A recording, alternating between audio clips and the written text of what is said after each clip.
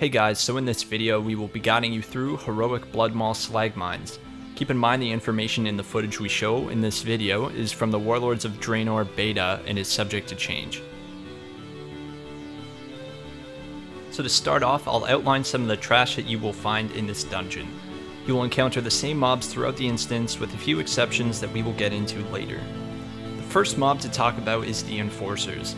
They will leap to a ranged target, so we just found it best to stay in melee range for this mob. The second mob I'll outline is the Slavers. These mobs have a stacking enrage ability that will increase their damage dealt to the tank. This can be removed by your normal enrage removing ability. They will also pull targets towards them, though this isn't a big deal, but just be aware that it will happen.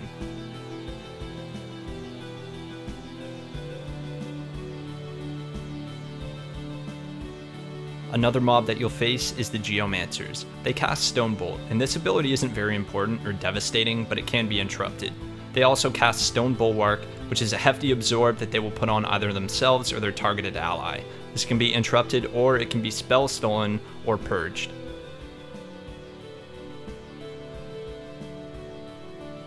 Lastly, you'll encounter a few Overseers. They will cast Subjugate, which is a channeled stun that can be interrupted.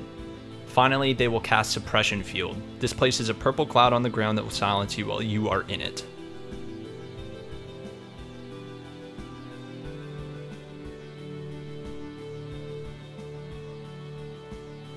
You will encounter a mini gauntlet before Magma Ladas. You'll want to progress through this swiftly, but with manageable pulls so you aren't overrun with mobs. The vengeful magma elementals continuously spawn from the kilns, but will stop once you encounter and defeat the small group at the end.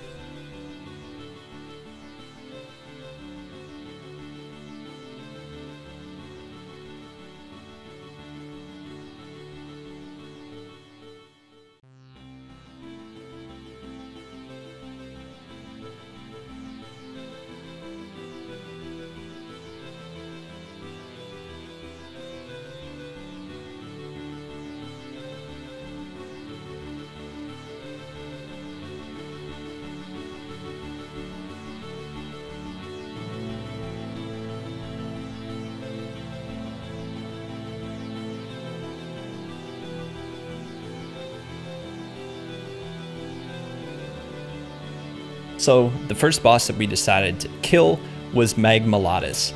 When you first start off the encounter, you deal with Forge Master Grogg. He has only one ability of his own, called Magma Barrage. He simply just makes fireballs rain down from the sky that you can dodge. During the phase where Grogg is active, he spawns two elementals which the tank needs to pick up. The first one is an Earth Elemental who has two AoE abilities.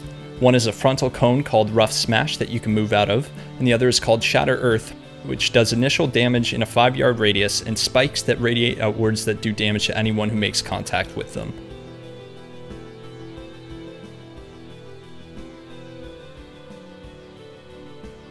This Fire Elemental puts a debuff on players called Dancing Flames. It damages them every 2 seconds for a total duration of 6 seconds. If this effect is not removed in time, it jumps to a nearby player. On normal mode, this debuff is applied initially to one person, however in heroic mode, this debuff applies to 2 people at once, so the healer needs to prioritize dispelling this ability as soon as possible. He also casts 2 interruptible spells, Scorch and Firestorm. Firestorm definitely takes interrupt priority, as it does an AoE pulse to nearby players. It's important to note that both of these elementals can be stunned. So once the Forge Master is dead, Magma Ladas becomes active and a couple new abilities are introduced to this fight. Magma Ladas himself has a very simple cleave ability called Slag Smash, and you have 2.5 seconds to move out of his circular shockwave or you will take a chunk of damage and be stunned for 3 seconds. Also during this phase, a new debuff will be put on players which is similar to the debuff described earlier in this fight from the Fire Elemental. This ability not only damages the player, but also reduces attack, casting, and movement speed by 25%. If this ability is not dispelled, it will periodically ignite another player with a spell called Choking Ashes, which does damage and also reduces casting, attack, and movement speed by 25%. Magma Ladas calls down a Molten Impact. This projectile will do damage to any players nearby when it lands, and it does more damage closer to the center of the impact. A Molten Elemental will spawn from the impact point and needs to be killed. It has two abilities, Magma Barrage, which is just like the Forge Master's ability in the beginning of the fight, but it's interruptible, so definitely interrupt it when possible, or be prepared to dodge fireballs.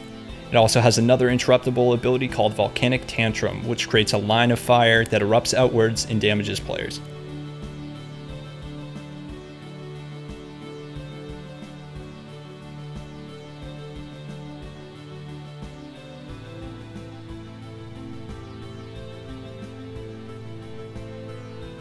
So the second boss we decided to kill was Slave Watcher Crushdo.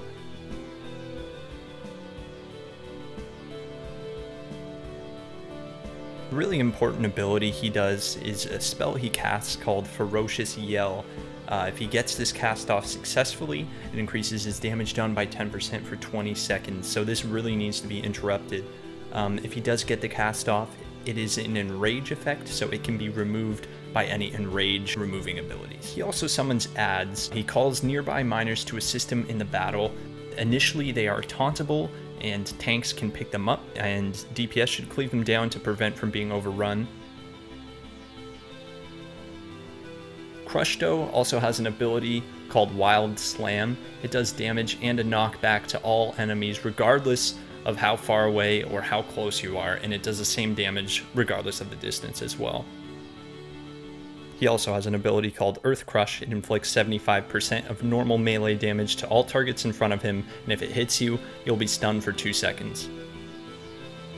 He also has an ability called Crushing Leap. Now this is important. He leaps to a player, and he roots them in place, and the player that is hit, the miners that are then active will fixate and attack that target. The miners have an ability called Traumatic Strike. The target takes 5% additional damage for 6 seconds, and it also causes a bleed, inflicting 1,000 physical damage every 2 seconds. The miners can be slowed, stunned, and rooted, so keep that in mind. Healers also need to be aware of any extra healing that may be needed on the fixated target. As far as positioning goes, ranged needs to try and stay close to the boss. This will help your healer stay in range to heal the tanks and melee. Although he'll always knock back with Wild Slam before he does his Crushing Leap on a player, try not to stack on top of each other. You don't want multiple people to be hit by the same leap, and there's really no reason to be way out in the middle of nowhere, because then that will just cause range issues if you are the target. It will bring him away from everyone else in the group.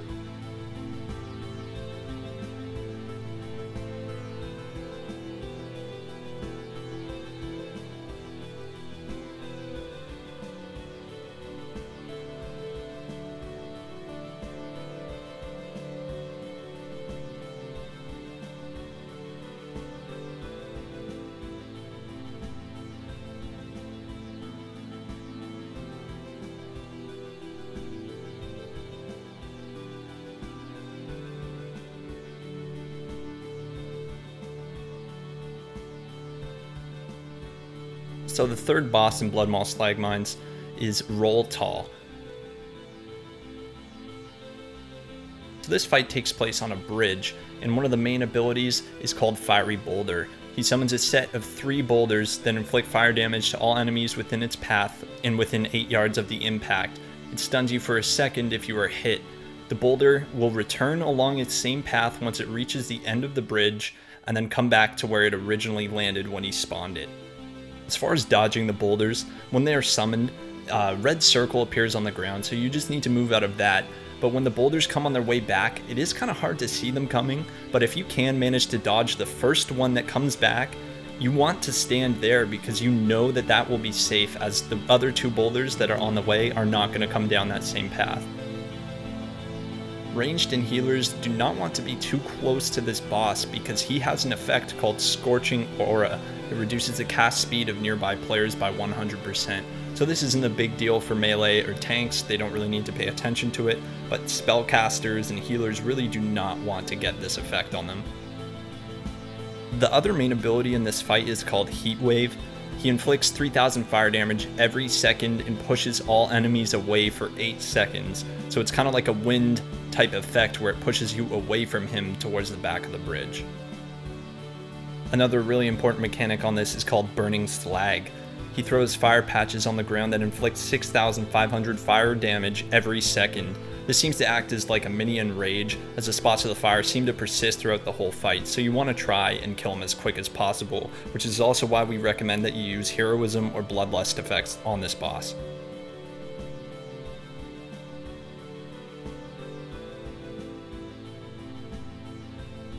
So after Roltall, you're actually faced with some pretty punishing trash. There's a double Ogron pull that you are forced to take both at once. They can be stunned, but they cannot be crowd controlled, so things like sheep will not work. Tanks really need to be careful and utilize their cooldowns because these guys hit like trucks. The healers need to be mindful of the AoE shout that does significant damage to the group. Tanks also need to be mindful of a small knockback ability that these guys do, so they should face them away from the group.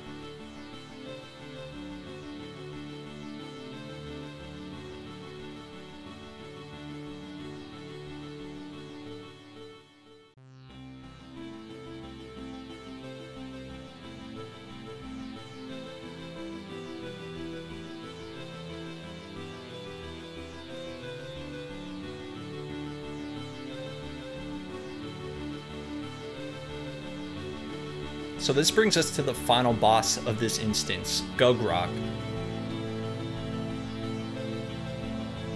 One of the more important abilities in this encounter is called Molten Blast. It inflicts 19.5 to 20.5 thousand fire damage to his target, and it grants him 1 stack of Molten Core. This needs to be interrupted. Molten Core increases his damage by 10% for 1 minute, and it stacks up to 3 times. Once he hits 3 stacks, he consumes those stacks with Molten Barrage, and he inflicts 11,000 to 13,000 damage to all enemies. An interesting thing to note about the Molten Core stacks, mages can spell steal this, and shamans can also purge this buff. Another ability he has is Magma Eruption. It summons pools of magma at every player's location that lasts for 2 minutes. Each pool inflicts 10,000 fire damage per second, so stay out of the fire. These persist throughout the fight, and they can be strategically placed to avoid being overrun or get your group cornered. Throughout this fight, he summons some adds, and they're called Unstable Slags. He will cast a spell called Unleashed Flames, siphoning flames from one of the 4 kilns at the 4 corners of the room. It inflicts 7,000 to 8,000 fire damage every 2 seconds to 2 random players. If the adds reach the kiln, they will gain Empowered Flames, inflicting 8,000 to 9.5 thousand fire damage to all players every 3 seconds. He also has a spell called Flame Buffet, and ignites all players, inflicting fire damage and increasing their fire damage taken by 5% for 20 seconds, and this effect can be dispelled. Unlike what you're seeing in this video, starting off towards the outside of the room and working your way to the center of the room in a spiral seems to be the most effective way to do this fight. This will prevent you from closing yourself off from other parts of the room or simply being overrun by the fire. Keeping the middle clear of fire will also help everyone have an easier time assisting to kill the add if needed. Ranged DPS should be primarily switching to the adds, so the melee doesn't have to run back and forth to the add and then back to the boss. Paying attention to where you are will make this fight much smoother, and this is a healing intensive fight, so be nice to your healer. We hope you have enjoyed this video and found the information we compiled helpful to you and your group. If you are interested in more heroic dungeon guides or want to know more about our team, check out the links provided in the description box below.